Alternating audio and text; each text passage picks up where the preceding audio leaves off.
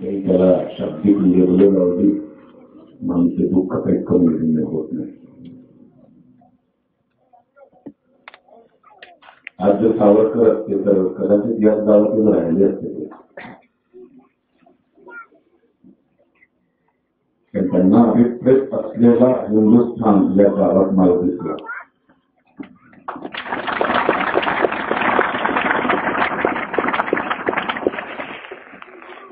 प्रत्येक तरुण मुलांनी हिंदुस्थान मधल्या सैनिकी शिक्षण घ्यायला पाहिजे यासाठी सावरकर आयुष्यभर बोलत राहिले. आपल्याकडे जे काही सरकार येत गेली सगळ्यात महत्वाचं म्हणजे गांधींना ज्या देशामध्ये राष्ट्रपिता म्हटलं गेलं त्यांनी अहिंसक होता होता देशाला नपुंसक तरी केलं, कळलं नाही.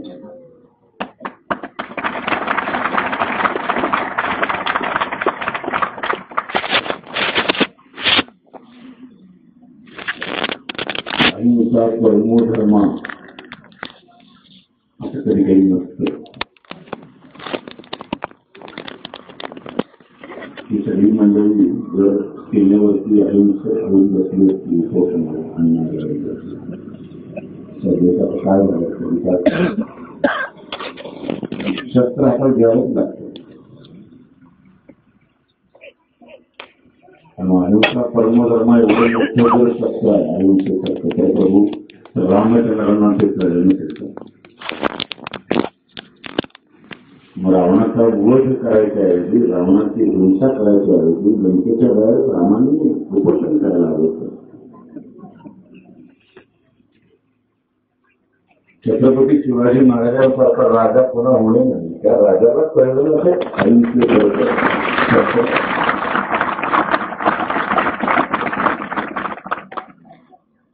अफजल खानाने निःशब्द बोलत होतं, एकट्याने येऊन सांगितलं होतं.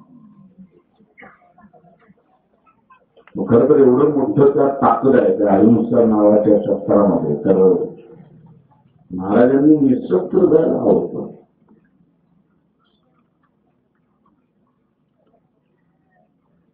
तर महाराजांपेक्षा गांधींना अक्कल जाती होती.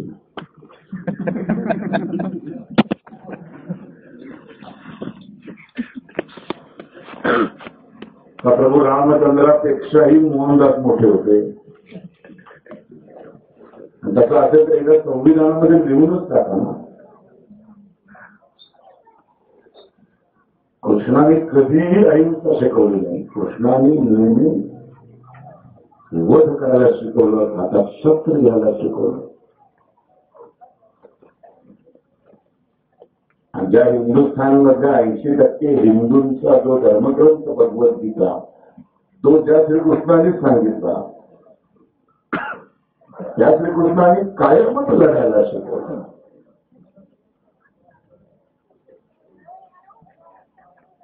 म्हणजे एक तर अर्जुनासमोर असा प्रसंग आला, युद्ध नीती असते की समोरचा निशस्त्र असेल सैनिक तर आपण वार नसतो करायचा. दोघांकडे शस्त्र असतानाच युद्ध खेळायचं असतं. आणि कर्णाने आपलं शस्त्र ठेवलं रथात आणि अडकलेलं चाक काढायला निशस्त्र खाली उतरला. श्रीकृष्ण तेव्हा सांगतो अर्जुनाला मा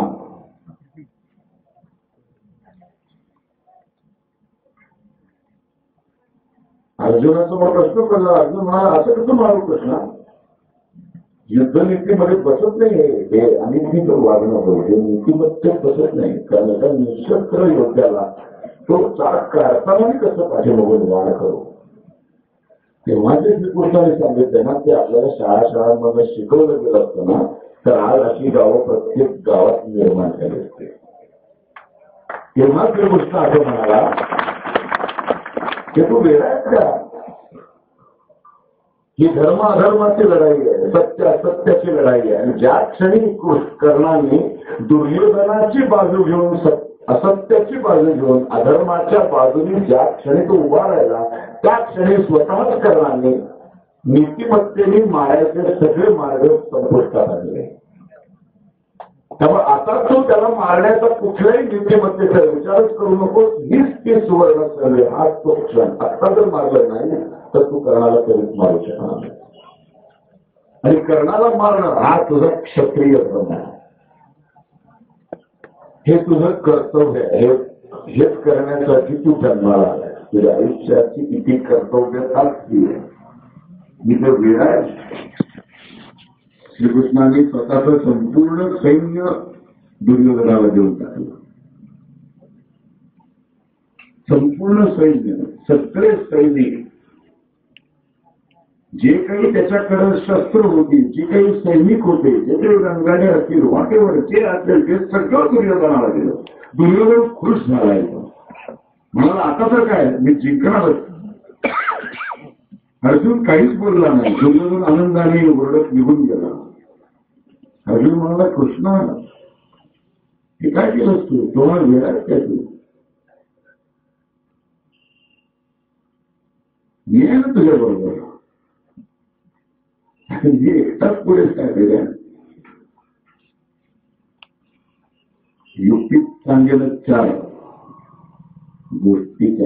गोष्टी युक्तीच्या सांगेल तेवढ्यावर तू युक्त जिंकणार आहे. शस्त्रावर नाही. मी शस्त्र पण हातात घेणार नाही. फक्त मी तुझ्या रथाच्या दोऱ्या हाताच्या गेली. मी रथ चालवेल. मी सार्थ बनवेन तुझा. मी ड्रायव्हर होईल. हल्लीच्या भाषेत पटकन करतो. मग बरोबर त्याच्या वेळेला अर्जुनाला तो सांगत गेला कर्मयोग आणि अर्जुन जिंकत गेला. 5 पांडव 100 कौरव त्यांचं सैन्य प्लस श्रीकृष्णाचं यादव कुळाचं अख्खं सैन्य असून सुद्धा हरले. कारण श्रीकृष्ण पण आपण इतके वेगळे आहोत की आपल्या देशामध्ये या गांधी बाबाला खूप मोठं करून टाकलं की श्रीकृष्णच विसरलो. आणि श्रीकृष्णाला आपण फक्त दही अंडीत अडकवून ठेवलं. त्याला मोठ्याच होत येत नाही बघा. 70 वर्ष झाली. बरं दही अंडी नेमकी कसली होती? शिंकाळ माहिती असेल गावातल्या लोकांना. आता शहरात हे नावही माहिती नाही, शब्दही माहित नाही. ते शिंकाळ 11-12 फुटावर कौलारू घराच्या वाच्याला बांधलेलं असायचं. त्याच्यात दह्याचं मडकं असायचं. श्रीकृष्ण छोटा. मग मुळात श्रीकृष्णाचं बालपण 8व्या वर्षी संपलं. म्हणजे श्रीकृष्ण, बलराम आणि उद्धव हे तिघं जे निघून गेले त्याच्यानंतर बालपण संपुष्टात आलं. आणि मग बाळकृष्णाचा श्रीकृष्ण झाला. कर्मयोग सांगणारा श्रीकृष्ण झाला. म्हणजे मुळात 8 वर्षाचा मुलगा असून किती फुटाचा असणार? 3.5-4 फूट. 11 फुटावरती मडकं. म्हणून 2 मित्रांना असं उभं करायचा. त्यांच्या खांद्यावर घालून मडकं पडायचा. त्याचे आणि 11 थर बनवले. त्याच्याऐवजी राजकीय नेत्यांनी बुद्धीचे जर थर वाढवले असते तर कदाचित वेळ वेगळा राहिला.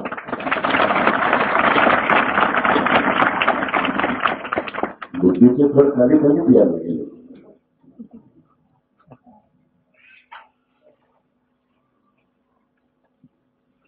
सावरकर म्हणतात आपल्याकडे राम आहे आणि आपल्याकडे कृष्ण आहे आणि आपल्याकडे शिवाजी आहे.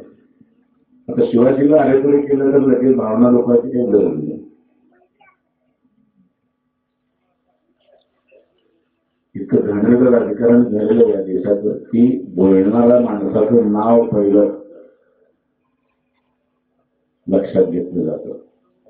नावानंतर बोलणाऱ्या वक्त्याचं आडनाव लक्षात घेतलं जातं आणि आडनावाच्या बरोबर येणारी जात लक्षात घेतली जाते. आणि मग जात लक्षात घेतली की मग चष्मे सतत घालून रसिक प्रेक्षक त्याचं भाषण ऐकायला लागतात. आणि मग प्रॉब्लेम सुरू होतो. मग सगळे कवाडच बंद होतात. मग नेमकं त्याला काय म्हणायचं हे राहतं बाजूलाच.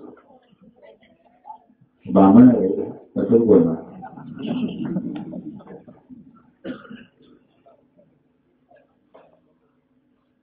म्हणजे गंमत सांगतो. आता मध्यंतरी मी एक लेख लिहिला होता. विडंबनात्मक मी लेख लिहितो. व्हॉट्सअप लेखनाला म्हणून बरेच लेख लिहित असतो, जे सतत फेसबुकवरती चालू असतात. खूप चांगलंही बोलतात आणि खूप घाणेरडंही माझ्याबरोबर बोलतात.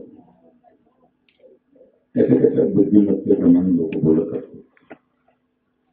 त्याच्यात असं लिहिलं होतं की दहीहंडी संपल्यानंतर गणपती आला. सगळ्या शहरातल्या भिंती दहीहंडीच्या होर्डिंग्सनी भरलेल्या होत्या. सगळ्या इलेक्ट्रिकच्या खांबावर श्रीकृष्ण होता. बरं, श्रीकृष्ण एवढाच असतो, राजकीय पुढाही एवढा. होर्डिंगवरचं चित्र त्यांना वाटतं श्रीकृष्णाला छापावाच लागतो म्हणून माहिती एवढा छापतात. स्वतः मात्र एवढे मोठे असतात. तो गणपती आला आणि गणपती विडंबनात्मक रूप केलेलं होतं की गणपती श्रीकृष्ण म्हणाला, आता उत्तर झालं की तुझं दहीहंडी सोहळा संपला, आता तरी मला एकामध्ये एकतरी खांब एकतरी घेणं ते नाही. आणि त्यांचा संवाद चालू होतो. मग श्रीकृष्ण म्हणतो, काय मी असा नाही उतरणार. हिंदुस्थानमध्ये एकदा फलक लागला की त्याच्या चिंध्याहून तो खाली रस्त्यावर डोळेपर्यंत काढायची प्रथाच नाही आपल्याला. श्रीकृष्ण असू दे नाही तर गणपती असू दे, त्यामुळे तुला तर वाट बघत बसावी लागेल. तुम्हाला असं काय नव्हतं. गणेश चतुर्थी 8 दिवसावर आली, 4 दिवस आधी मला लटकवले, मला पण काहीतरी संधी दे. त्याच्यावरती प्रश्न कसा म्हणतो, शाळा झळकला नाही तेवढ्यात निघून जा. एकदा झळकला की मग कधी तू रस्त्यावर तू पायदळी तुडवला जाशील तोपर्यंत तुला कोणी काढणार नाही. परत काहीच वेळ आहे. बरं, अजून रस्त्यावरती कोणी माणसांचं लक्ष गेलेलं नाही तुझ्या शोधलेलं. ते जायच्या आत इथून निघून जा.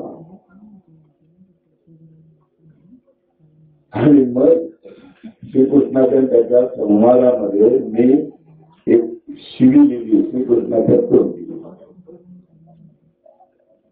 तो गणपतीला म्हणतो, शांत पोकळून गण्या जा.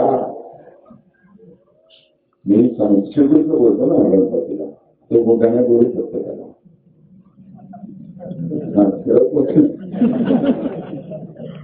श्रीकृष्ण गणपतीला गण्या म्हणू शकतो. आणि सगळ्या विश्वासात निर्माता श्रीकृष्ण. गण्या जा, ऐक माझं, वेळेपणा करू नको, लटकायच्या आतच पळ. त्याला लटकला की लटकला. मग मुंबईला की तू मला आता काढा तरी तुला कोणीही काढणार नाही. त्यासाठी लक्ष द्यायला लागेल किंवा इथल्या स्थानिक आमदाराचा वाढदिवस करावा लागेल.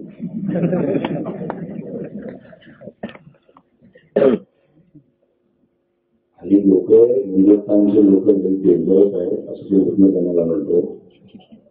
मूर्ख बनवते चुक्या बनवते तुला. तर गणपती म्हणतो, श्रीकृष्ण त्या काळ वापरतोस. त्याच्यावर श्रीकृष्ण म्हणतो, काय करू, काही अंडीमध्ये एक शब्द कानावर पडून मला सवय झाली. आता हा लेख मी लिहिला. हा लेख लिहिल्यानंतर खूप लोकांनी त्याचं कौतुक केलं. पण काही असतं ना वेगळे मराठी म्हटलं तर ते चष्मे घालून राहणार. बघा, आपण दुसरे ब्राह्मण गणपती ब्राह्मण, श्रीकृष्ण ब्राह्मण नाही जाधव म्हणजे आदर दाखवतो ओबीसीमध्ये येतात. हा म्हणून त्याला तो त्याला चुक्या होणार.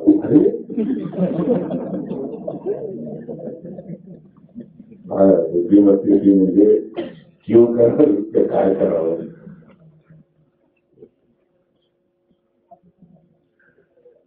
किती भयानक परिस्थिती आहे. मध्यंतरी मी एका सिनेमामध्ये एका जवानाचा रोल केला होता. त्यात माझ्या कमरेच्या खाली 4 गोळ्या लागतात आणि कमरेच्या खालचा भाग निकामी होतो. आणि मग ते शूटिंग करायचं होतं म्हणून 4 दिवस आम्ही पुण्यात औंधला सगळ्या ते निकामी झालेले, कोणाचा डोळा गेलाय, कोणाचा हात गेलाय, कोणाचं काय एक एक अवयव निकामी झालेल्यांना तिथे एक राहायचं ठिकाण आहे. तर तिथली परवानगी काढली आम्ही आणि आम्ही तिथे शूटिंग करत होतो. तर माझ्या आजूबाजूला दिवसभर 4 दिवस शूटिंग करत होतो. दिवसभर माझ्या आजूबाजूला असे सगळे 35-24 असे 40च्या आतले सैनिक सगळे असे डिसेबल झालेले त्यांच्याकडे त्या व्हील चेअरवर बसून फिरत होते. आम्हाला भयंकर आकर्षण आहे. सगळं सैनिक म्हटला की युनिफॉर्म म्हटलं की मला भयानकच म्हणजे तो विठ्ठल रस्त्यासारखंच वाटतं. मी कुठेही रस्त्यात विचार पण नमस्कार करतो त्यांना. आणि मी त्यांच्याशी गप्पा मारतो. शॉर्ट झाला की माझं खूप भय असतं. मी बघता त्यांच्याशी गप्पा मारतो. तुम्हाला हे कधी झालं, कुठल्या युद्धात झालं, कधी काय झालं, असं प्रत्येक जण कोण कारगिलमध्ये गेला होता, कोण कुठले युद्ध न होता नाही, सीमेवर सततच युद्ध चालू असतं. ते काय सगळं आपल्याला कळत नाही. आणि मग त्यांच्या एकाने त्याला ना आमच्या घरी चहा प्यायला, तो मी मी त्याच्याबरोबर सांगत चहा प्यायला गेलो. तिथे घर जे काही होतं शासनाने दिलेलं ते इतकं भयानक होतं. म्हटलं तुम्ही कसे काय राहता इथे, तुम्हाला काय करायचं. माझं वय 32.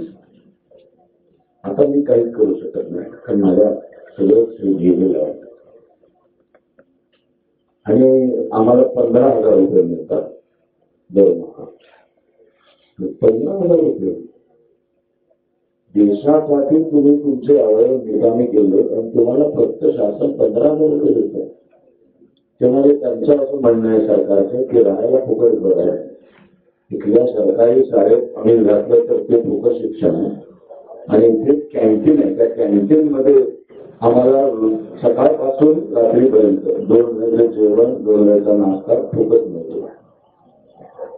म्हटलं असं जर असेल तर मग चाललंय नाही असं कसं. तुमची मुलं कुठल्या शाळेत जातात आणि आमची मुलं कुठल्या शाळेत जाते, शाळेची लायकीवर काय तिथे जर आम्ही घातला ना तर आयुष्याचं वाटोळच होणार. म्हणून आम्हाला दुसऱ्या चांगल्या ठिकाणी त्याला घालावं लागतं. जे कॅन्टीन आमच्यासाठी जेवायसाठी ठेवलं तिथे एकदा तुमच्या लंच टाइम मध्ये जेवण बघा. म्हणून एक दिवस लंच टाइम झाल्यानंतर त्या कॅन्टीन मध्ये जाऊन जेवलो त्या सैनिकाला घेऊन जाऊन. तर बैलाला जरी ते खायला गेलं ना तर बैल सुटून फिरले इतकं घाण जेवण भयंकर जायला लागणार. म्हणजे एकेका पुढाऱ्याकडे 850 कोटीची साधारण मालमत्ता सापडते. हे असे एवढे मोठे महाल आहेत आणि देशासाठी लढणाऱ्या सैनिकांची घरं काय आहेत बघा. ही सगळी अशी विषमता होण्यासाठी काही कारणं घडलेली आहेत.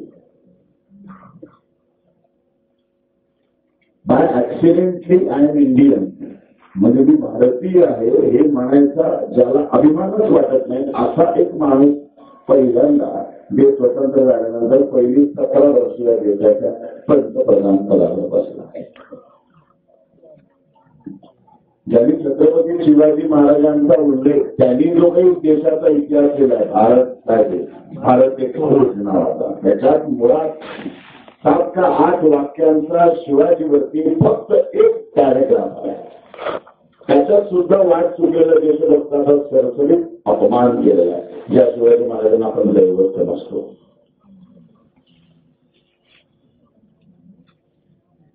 चीननी तिबेट प्रांत हिसकावून घेतल्यानंतर तो म्हणतो की ठीक आहे ना, ज्या भूमीमध्ये काही पिकत नव्हतं तो गेला तर काय झालं. मग लगेच त्यांच्या संसदेमध्ये हिंदू माणसाचे जे खासदार निवडून गेले ते श्यामाप्रसाद मुखर्जी ते पटकन म्हणाले तर नेहरू तुमचे डोक्याला काही पिकत नाही मग ते गेले तर चालेल का.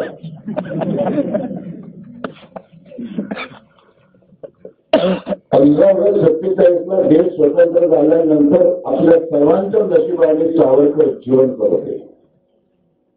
ते 66 होते. गेले म्हणजे स्वतःला संपवलं हा सगळा कारभार बघून. तेव्हा त्यांनी जी पत्र व्यवहार केले नेहरूंबरोबर त्याच्यातल्या काही फार महत्वाच्या सूचना त्यांच्याबद्दल आपण आज बोलणार आहोत. काय दूरदृष्टी असेल 47 साली तेव्हा त्यांनी ज्या सूचना केल्या होत्या त्याची पहिली सूचना होती की आज देश स्वतंत्र झाला आणि तुम्ही पंतप्रधान झाला अभिनंदन.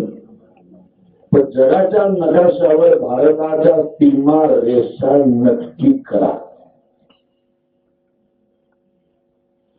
आणि मग पुढे लिहिलंय कशा सीमा नक्की कशा करायच्या असतात, ठळक कशा करायच्या असतात. कुठल्याही देशाच्या सीमा रेषा या तलवारीच्या टोकाने आखायच्या असतात आणि मग त्याच्यावर रक्ताचा चढा करण्याचा असतो. तेव्हा त्या पक्क्या होतात, ठळक होतात.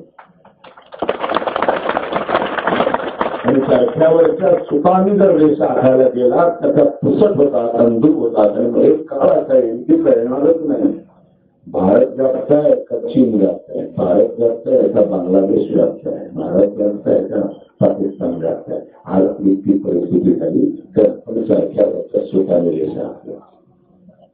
कित्येक किलोमीटर भारताच्या सीमारेषेवरती कुंपण नाही. जसं साताऱ्यातला एखादा माणूस चालत तुमच्या गावात येऊ शकतो, इतक्या सहजपणे चालत पाकिस्तान, बांगलादेश, चायनामधनं लोक येऊ शकतात. आत्ता पहिल्यांदा आपले केंद्रीय संरक्षण मंत्र्यांनी महिनाभरापूर्वी हे विधान केलं की पुढच्या 2 वर्षात आम्ही संपूर्ण सीमेवरती आता एक भिंत बांधणार आहोत. 70 वर्षांनंतर पहिल्यांदा एका संरक्षण मंत्र्याला ही इच्छा झाली.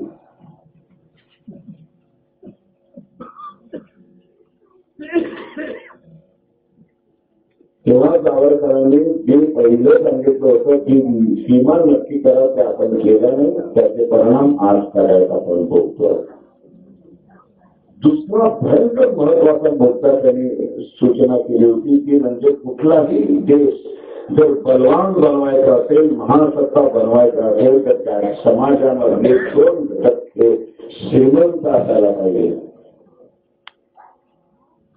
सावरकरांच्या संपूर्ण साहित्यामध्ये श्रीमंत म्हणजे पैशाने श्रीमंत असा शब्द कार्य वापरला.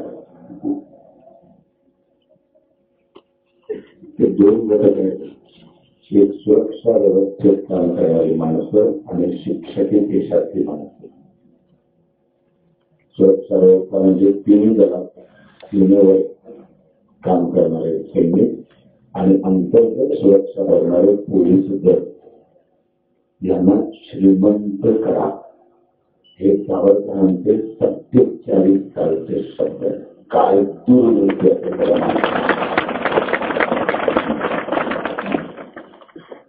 कारण सावरकरांनी ओळखलेलं होतं की आपल्या देशातली शिक्षण पद्धती ही पैशांसाठी शिकवलं जातं. आपल्याला खरं तर 47 साली देश स्वतंत्र झाल्यानंतर ब्रिटिशांची शिक्षण पद्धती मोडीत काढून पुन्हा एकदा गुरुकुल शिक्षण पद्धती सुरू करायला हवी होती. ती केली असती तर त्याची गरजच लागली नसती. तर ब्रिटिशांनी अशा पद्धतीचं शिक्षण दिलं कारण त्यांना तोंड वर करून स्वाभिमानाने बोलणारी माणसं नको होती. त्यांना फक्त गुलामी पत्करणारी आणि कारकून हवे होते. फक्त दिलेली आज्ञा पाळणारा समाज त्यांना निर्माण करायचा होता. कारण त्यांना या देशावर सातत्याने राज्य करायचं होतं. आणि मग स्वाभिमान कधी जागा होतो जेव्हा तुम्हाला तुमच्या देशाचा शौर्याचा इतिहास शिकवला जातो तेव्हा स्वाभिमान जागा होतो.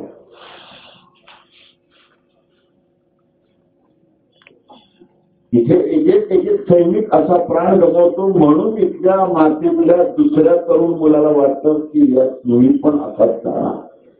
इतिहास शौर्याचा समोर असेल, आदर्श शौर्याचा समोर असेल तर ती इच्छा व्यक्त होते 10-2 मुलांमध्ये तरी. पण आम्हाला स्वातंत्र्यानंतर शिक्षण पद्धती ती ब्रिटिशांची चालू ठेवली म्हणून भारताचा इतिहास त्यात शिकवलाच गेला नाही.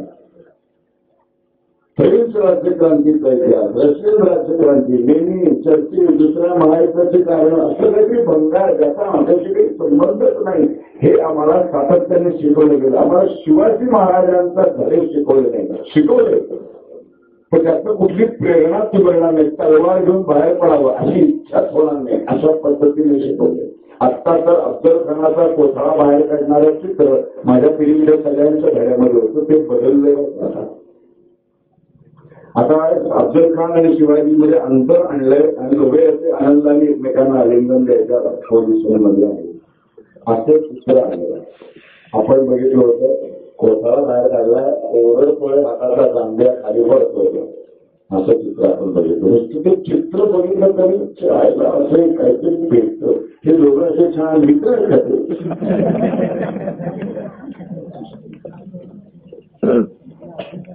बरं हे चित्र बदललं जात आहे. हा इतिहासच बदलला जातो. हळूहळू अफजल खान संतोनी त्याच्या पद्धतीचं आता वक्तव्य करायला सुरुवात पण केली. संत अफजल खान यांनी हजारो हिंदू स्त्रियांवर बलात्कार केले, हजारो देवळं पाडली, तो संत. इतर तू राहिली तुझी संतांमध्ये इतकी भयानक परिस्थिती आहे या देशामध्ये. आता मला सांगा, गेल्या 25 ते 30 वर्षामध्ये 10वी आणि 12वीच्या विद्यार्थ्यांचा जो काही इंटरव्ह्यू घेतला जातो, म्हणजे तो बोर्डात आलेलो लोक 90%, 92%, त्या टक्क्यांची मला कीव येते. कारण ते मिळवण्यासाठी आता बुद्धी नाही लागत, टेक्निक लागतं. आणि ते टेक्निक सगळ्या क्लासमध्ये शिकवलं जातं. म्हणजे 92% मिळालेल्या मुलाला तुम्ही एक इतिहासातल्या शिवाजी महाराजांचा प्रश्न विचारा, याचा कणकणी काय केलं, त्याला ते येत नाही. त्याला 92 मिळाली असतात.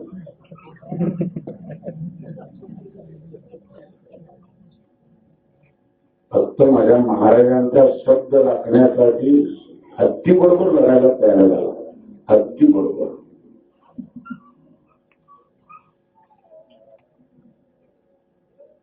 ते म्हणाले, अरे आमच्याकडे हत्ती आहे, तुझ्याकडे हत्ती तर नाही. का नाही? कारण दख्खनमध्ये म्हणा दऱ्या खोऱ्यांमध्ये हत्ती नाही जात. भौगोलिक परिस्थिती शिवाजी महाराजांची अशी होती की त्याच्या सैन्यामध्ये हत्तीतून करणार काय होतं. हत्तीला प्लेन जागा लागते, पठार लागतात. विदर्भ मराठवाड्यासारखी प्लेन जागा लागते. तिथे कोकणात हत्ती कुठून कोसळत ना तो खाली, तेव्हा त्याला हत्ती नाही. पण शिवाजी महाराज बोलून गेले की आता माझ्याकडे हत्तीच्या बळाची माणसं आहे. मग कुठे आहेत ती? आता महाराज तर बोलले, महाराजांचा शब्द मी पाडवले यासाठी मी तुम्हाला मी आहे. महाराज म्हणजे वेळेपणा करू नको त्यासाठी.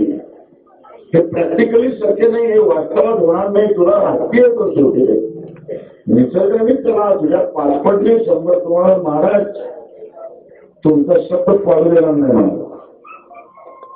आणि हत्तीला संपूर्ण माणसं कुटुंब आलं. ही गोष्ट आपल्या इतिहासाच्या पुस्तकात नसते.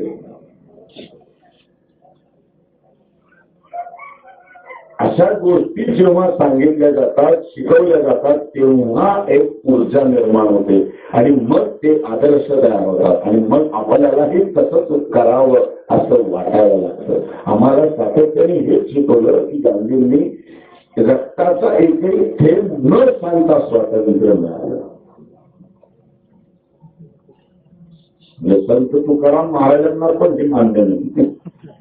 ते म्हणतात रक्ताविण स्वातंत्र्य कोणाला मिळेल. तुकाराम महाराज सुद्धा शस्त्रावर विश्वास ठेवतात. पलीकडे लोक कासेतील लंगोटी नाठाळातील माती आणू काठी. नाठाळपणा कराल तर डोकं फोडील. संत तुकाराम महाराज म्हणतात. आणि हा संत म्हणतो न सांगता स्वातंत्र्य काय गमत आहे. म्हणजे तुम्ही मेले ते मूर्खच होते. भगतसिंग दिलं की पोराची लटकली त्यांना काही राहिलंच नाही त्यांच्या आयुष्याला. हे अशा बंगाल पद्धतीचं शिक्षण आपल्याला सातत्याने 70 वर्ष दिलं आणि तुमच्यामध्ये लढाईची वृत्ती मारून टाकली गेली. आणि म्हणून मग एखाद्या गावाला गेल्यानंतर जेव्हा आता चमत्कार दिसतो की एकदम तुम्ही माणसं, अरे बापरे, तेव्हा माझ्यासारख्या मुंबईत मला जाणाऱ्या शहरातल्या एखाद्या माणसाला नेमकं कुठेतरी मी आज तीर्थक्षेत्री आलोय असा भाग निर्माण होतो. बघा, श्रीमंत करायला 2 घटकांना ते श्रीमंत केले गेले नाही. त्याच्यामुळं 10वी 12वीचा एकही मुलगा पुढे काय होणार असा जेव्हा त्याला प्रश्न विचारतात चॅनलवरती किंवा वर्तमानपत्रात, तेव्हा त्यातलं एकही मुलं असं म्हणत नाही की मला सैनिक व्हायचे किंवा मला पोलीस दलात व्हायचे. एकही नाही म्हणत. कारण आमची शिक्षण पद्धती अशी आहे की सर्वात जास्त पैसा कसा कमवायचा हे आमच्या समोरचं अंतिम ध्येय आहे. मग 10वी आणि 12वीच्या विद्यार्थ्यांना काउन्सिलिंग एक नवीन प्रकार सुरू झाला. मग राजकीय पुढारी एखाद्या राजकीय पक्षासारखे काउन्सिलर म्हणतात आणि 10वी 12वीच्या मुलांना शाळा कॉलेजमध्ये एकत्र बोलवतात, पालकांना बोलवतात आणि मग त्याचे लेक्चर कधी कधी टीव्हीवर पण दाखवतात. साधारण फेब्रुवारी मार्च मध्ये ते सुरू होतं बरोबर परीक्षांच्या आधी. माझा मुलगा जेव्हा दहावीत होता तेव्हा मी पण असंच त्या लेक्चरला गेलो. म्हटलं मुलाला म्हटलं तू नको येऊस आणि मी जाऊन बघतो चुकून ऐकलं त्याला बरोबर जायचं. मग मी अगदी जाऊन ऐकलं. खूप मुलं जमलेली होती, 200 मुलं जमलेली होती दहावीची. आणि तो मला उत्साहाने केले अगदी तो कॉम्प्युटरचा काय एकदम सगळं रेडी केलं. तो स्क्रीन वगैरे लावला, त्याच्यावर कॉम्प्युटरच्या स्लाइड्स वगैरे सुरू झाल्या. एक मोठी हातात काठी होती, तो असं दाखवत होता आहे बघा. म्हणजे तुम्ही मॅट्रिक नंतर पोलीस आता BA BCom आणि BSc किंवा इंजिनिअरिंग डॉक्टर एवढेच मार्ग नाही, तर आता 136 मार्ग आहेत. आणि मला म्हटलं खरंच झालं. मग त्यांनी सांगायला सुरुवात केली, बघा 10वी नंतर तुम्ही हा कोर्स केला, हा 3 वर्षाचा कोर्स आहे. ह्या कोर्स नंतर ही एक परीक्षा असते शासनाची, ती दिली की तुम्हाला वर्षाला 15 ते 16 लाखाचं पॅकेजची नोकरी मिळते. मग दुसरा एक मार्ग दाखवला, 12वी नंतर तुम्ही जर तुम्ही कॉमर्स घेऊन 12वी केलं तर त्याच्यानंतर हैदराबादला जाऊन हा 2 वर्षाचा कोर्स आहे. हा केला तर तुम्हाला वर्षाला 20 ते 22 लाखाचं पॅकेज मिळेल. मी म्हणतोय आहे एकाही मार्गाचा शेवट पैशा व्यतिरिक्त काय की नाही. 136 मार्ग जाऊन एकाच ठिकाणी आले. वर्षाला 15 लाखाचं पॅकेज, वर्षाला 20 लाखाचं पॅकेज, वर्षाला 22 लाखाचं पॅकेज. म्हणजे अंतिम ध्येय, अंतिम जगण्याचं उद्दिष्ट हे पैसा.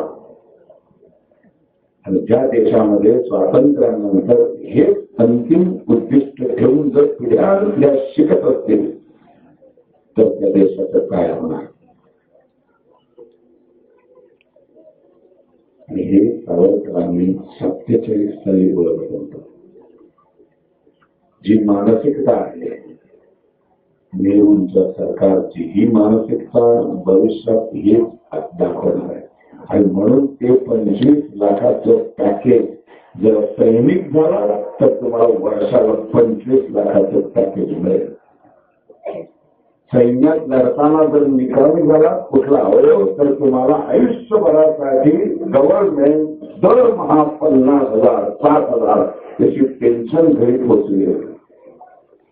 तुमच्या मुलांना नोकऱ्या मिळतील, तुम्हाला राहायला हक्काचं 2-3 खोल्यांचा गव्हर्नमेंटचा फ्लॅट मिळेपर्यंत मिळेल. ही श्रीमंती अपेक्षित होती. सुरक्षा व्यवस्थेतल्या माणसांना द्या आणि शिक्षकी देशा पण तितकाच महत्वाचा आहे. कारण शिक्षक हे निर्माण करतात, पिढी घडवायचं काम करतात, पिढीवर संस्कार करायचं काम करतात. आणि संस्कारातून जेव्हा सुरक्षेसाठी माणसं जीव बनायला लावतात म्हणून ते आणि घडवणारे म्हणून शिक्षकी पेशा आणि प्राध्यापकाचा पेशा. 47 साली माणूस बोलतो याला म्हणतात दूरदृष्टी. पण आमच्या बोलायचा थोडाकडे वेळच नव्हता. कधीकडे उडवण्यात एवढा मग्न झाला. सकाळी 11-12 वाजता आता बसलेला असायचा. इंग्लंडवर नाही येतो ना एप्रिलची कपडे की विमान लेट झालं तर असंच बसलो काय कसं आली की जाणार मुगलावरचा फोन लावणार किती पाकळी किती खायला भारतीय खाते आहे काय. 17 वर्ष पंतप्रधान शोकांतिक आहे देशाचे. आणि आपल्या सगळ्यांची कुंडली इतकी घडवली आहे की ज्या हिंदुस्थानमध्ये सूर्य उगवल्यावर दिवसाची सुरुवात होते त्या हिंदुस्थानचं स्वातंत्र्य मात्र आपली 12 वाजता मिळतात जेव्हा देश गाढ सुटत असतो. रात्री 12 वाजता आपण आयुष्यात कुठलीच गोष्ट करत नाही. एकच असते पुनर्निर्मितीची. बरोबर आहे. नेहरूला तेच आवडत होतं म्हणून 12 वाजता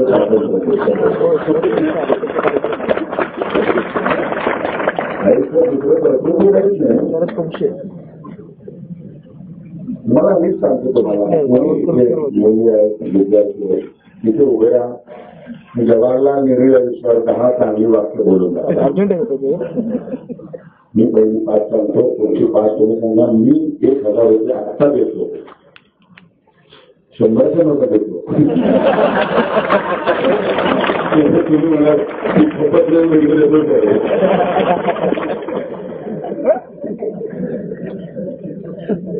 पहिलं वाक्य दिवसाला अत्यंत देखणे, त्यात त्यांचं प्रकृती काय आई वडील देखणे काय देत नाही. शिवाजी महाराजांच्या मध्ये आमच्या महाराष्ट्रात इतका सुंदर असल्याचं आम्ही सुंदर झालो असतो. आई वडिलांचं प्रकृती आहे.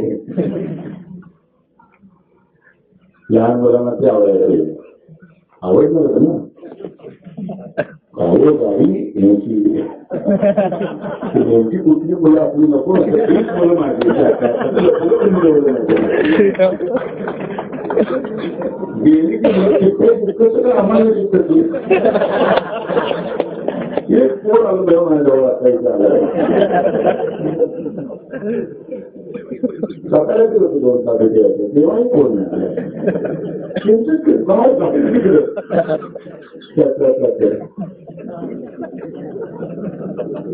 कधी काय तुला लक्षात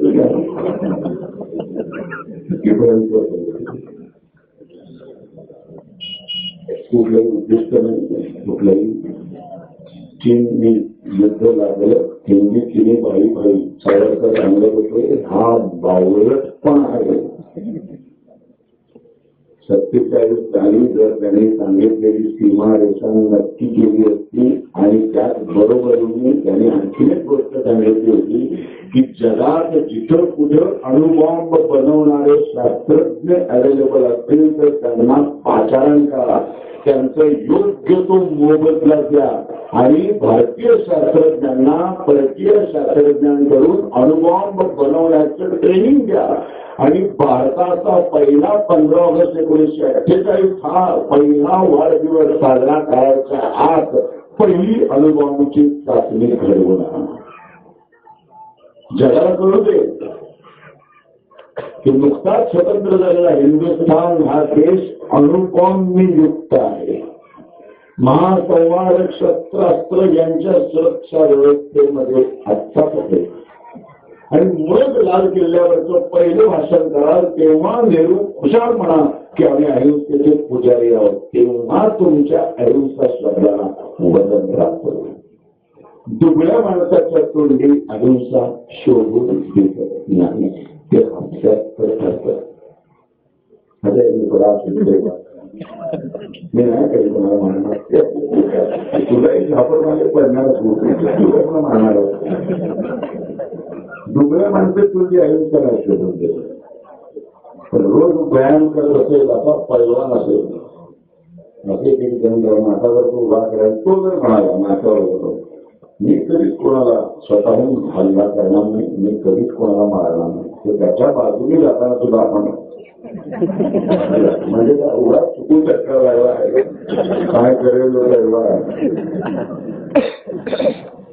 आकर्षमान माणसाच्या तोंडी अहिंसा शोधून हातात AK-47 घेऊन तुम्ही उभे राहणे म्हणा आम्ही नाही पहिली गोळी चालवणार, तेव्हा समोरचा आपण 100 वेळा विचार करतो की मी एक गोळी चालवली तर तिकडनं डायरेक्ट 42 येणार आहे, तर ते दाबलं की थांबतच नाही गेले. आणि मग तो पण विचार करतो. एकनाथ महाराजांची गोष्ट शिकवतात आपल्याला.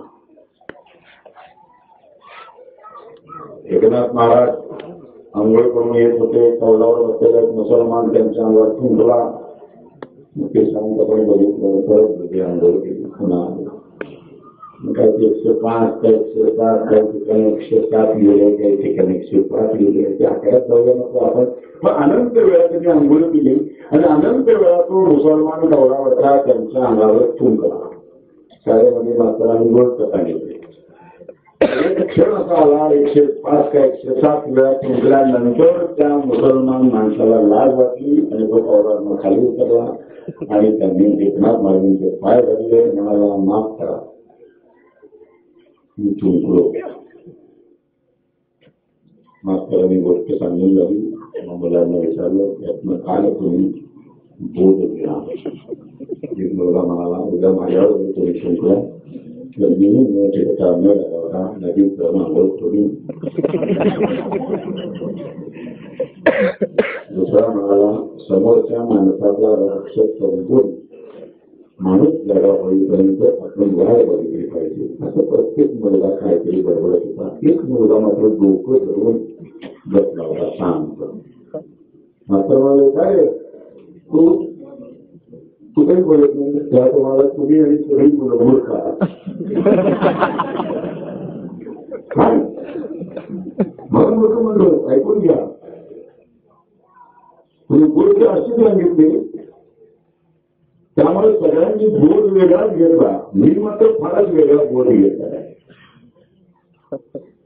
मी आता काय म्हणतो ते ऐका.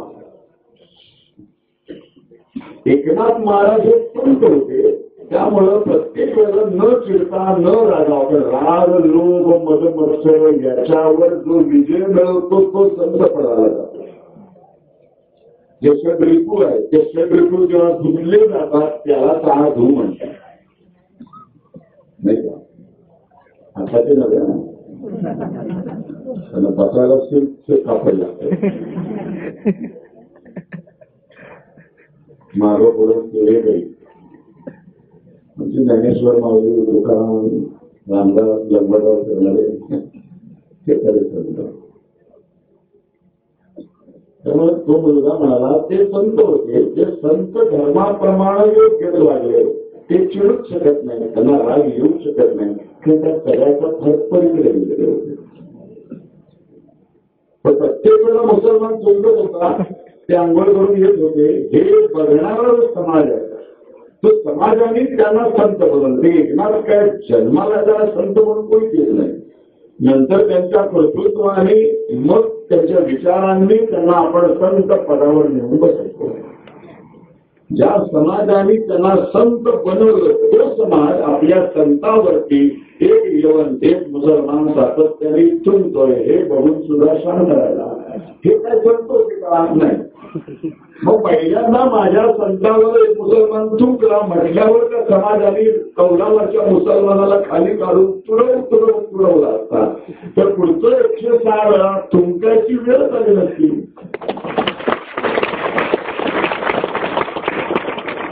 मी या गोष्टीचा हा बोध घेतला. मी जर त्या भयांमध्ये असतो तर मी त्याला खाली येऊन तुडवला असता. म्हणजे माझ्या संतावर पुढे तुमच्याची त्यांनी नाही कोणीच किंमत केली नाही. तो मुलगा होता विनायक दामोदर सावंत.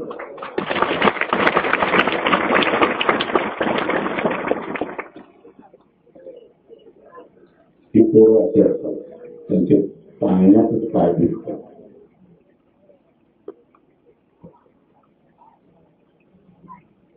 आपल्याला काहीच माहित नसतं. आपल्याला काही वाचत नाही. आपण काहीच कल्पना नसते. आणि युद्धांची सुद्धा सगळे बदलत चाललेले आहे. पूर्वी सूर्योदय किंवा सूर्यास्त एवढंच युद्ध असायचं. सूर्यास्ताला सगळे थांबायचे. आता सगळंच बदललं. आता युद्ध करायला रणांगणात कुठल्याचीच गरज नाही आहे. 12 लाख करोड खोट्या नोटा भारतीय चलनामध्ये हाफिज सईद, दाऊद इब्राहिम, ISIS संघटना आणि पाकिस्तानने आपल्या भारतीय चलनामध्ये 12 लाख करोड खोट्या नोटा मिक्स केलेल्या होत्या. हे युद्धच आहे. तुमची अख्खी आर्थिक घरीच कोलमडून टाकायची. त्याला एका क्षणात झटका द्यायचा हा एकमेव पर्याय असतो. जिथे एन्जिओग्राफी काही होत नाही ना तिथं बायपासच करावी लागते.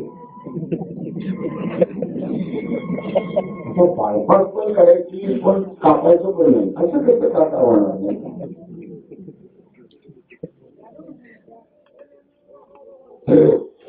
कापलं कापायचं नाही. न कापता करा ना. न कापता बायपास नाही होत. रक्तच सांगायचं नाही. असं कसं होणार. असं होत नाही. एक रात्री 8 ते 12 4 तासात 12 लाख करोड पाकिस्तानचा दाऊद इब्राहिमचा या देशातील चलन संपुष्टात आलं. आता एवढा मोठा परिणाम जर आपण साधणार असू की त्याच्या बदल्यात बँकेच्या बाहेर बरोबर झाले. याच मोदींनी असं डिक्लेअर केलं की सॅमसंग J7चा अत्याधुनिक मोबाईल 30 डिसेंबरपर्यंत भारतीय जनता पक्ष आणि भारत सरकारतर्फे भारतीयांना मोफत वाटण्यात येणार आहे. सॅमसंगच्या दुकानाच्या बाहेर किती रांगा कितीही तास लागेल. जेवण खाण ते गेलं, बायका पोरं पोरी गावात ते सगळे लाईनीत उभे. सकाळी 8 पासून उभा होतो. तुला सांगतो रांगेच्या संध्याकाळी 7 ला गेलो तो म्हणला मोबाईल संपला. आता उद्या 5 ते 5 पण त्याचा त्रास होत नाही पाहिजे कोणाला. त्या रांगेत उभारायचा त्रास नाही. पण जे रांगेत उभे आहेत त्यांचे पैसे बुडणार आहेत का डुबणार आहेत नाही ना. पण सगळं घरात नीट बीट संपलेलंच होतं. अचानक सगळ्यांच्या घरातलं सगळं लसूण संपलेलं काहीच नाही. उपाशीच आहे अशा परिस्थिती होती घरात.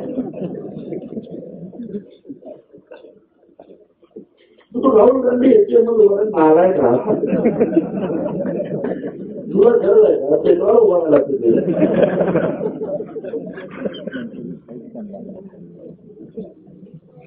किती वर्ष नाही उभा राहिला आजच कसा आला आम्ही उभे राहतो.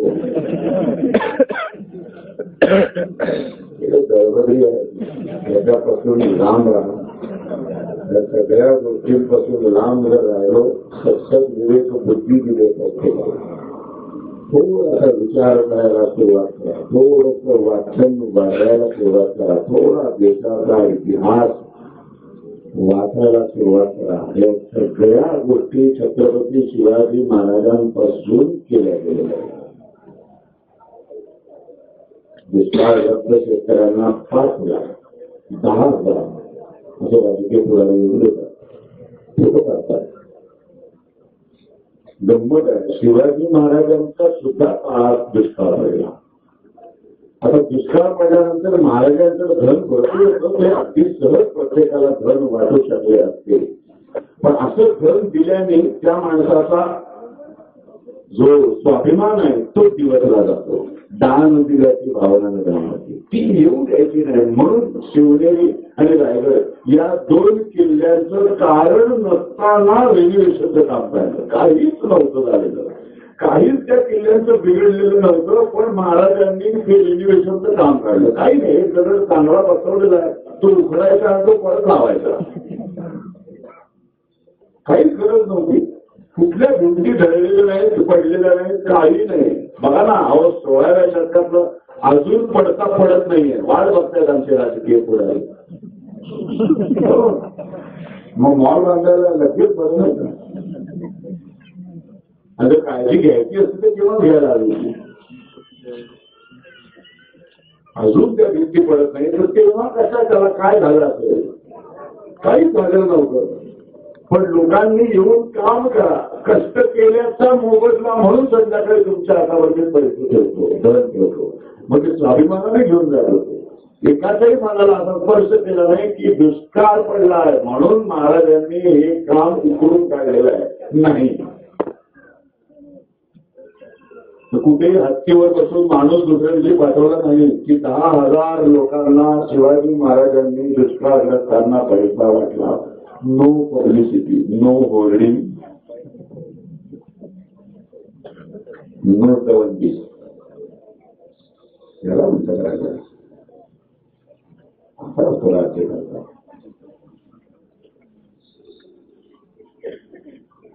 आज मला फारच आनंद होतोय. संतोष महाडिक यांसारखे असंख्य संतोष इथे आहेत. हा त्यांचा म्हणून ते एक असं नाही असे अनेक आहेत तिथे. आणि अनेक पुढे जन्मावे हा आदर्श असायला पाहिजे. मी पण एका राजकीय पक्षाशी निगडीत आहे. नक्की ह्या गावाची परिस्थिती सुधारा आणि मोठ्या पक्ष प्रमुखांना मी सांगण्याचा प्रयत्न करणार.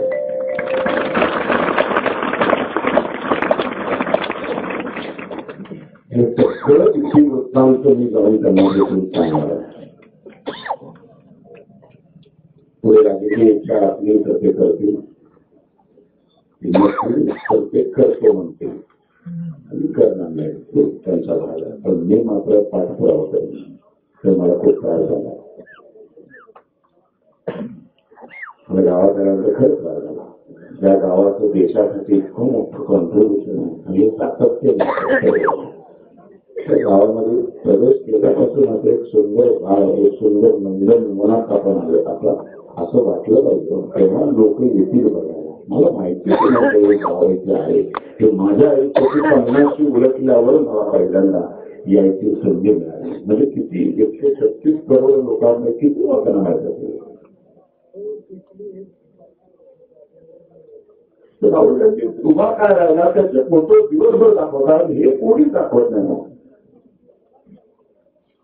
हे दाखवायला पाहिजे. या आईचे अश्रू दाखवायला पाहिजे. माझ्याकडे 100 लोकांना नाही, दुसऱ्या लग्न आहे मागणं तर कुठे काय एवढं दाखवलं होईल ना. पुढच्या महिन्यात लग्न करत तर कोणी म्हणाला येतो नाही. देश राष्ट्र हा विचार जो या मातीत आहे ना, हा पसरला पाहिजे. आणि पसरवण्यासाठी मी आता तिथे तिथे जाईन आता मला माहीत झालंय. माझ्याकडनं नक्की प्रयत्न केला. मी काही राजकीय नका नाही, खोटी आश्वासन घेऊन मला काही ते उभं राहायचं नाही. मला काय तुमच्या ग्रामपंचायतीला सरपंच व्हायचं नाही तर मला नगरचं काहीच व्हायचं नाही. तर मला तुमच्यासमोर काय मिळालं आता उद्या आलो मी आता उभा राहता इथून असलं काहीच करायचं नाही. कारण मला खोटं बोलण्याचं काही प्रयोजन नाही, खोटं बोलण्याचं काही कारण नाही. पण मनापासून मी प्रयत्न करेन. आणि अशा सगळ्या इथल्या गावातल्या लोकांना सगळ्यांना माझं नमस्कार. तिथे बोलवलं आज यांच्या पूर्ण स्मरणानिमित्त आपण इथे सगळे जमले. खूप छान कार्यक्रम झाला. या मुली सुद्धा सगळ्या अशा मस्त वाटतं की बघून या मारतीच बोला म्हणून मी बघा अख्खं वाशिकडे बघत राहतो. तिकून मागून काय झालं नको विनोद सोडा. पण अशा रणरागिणी तयार व्हायला पाहिजे.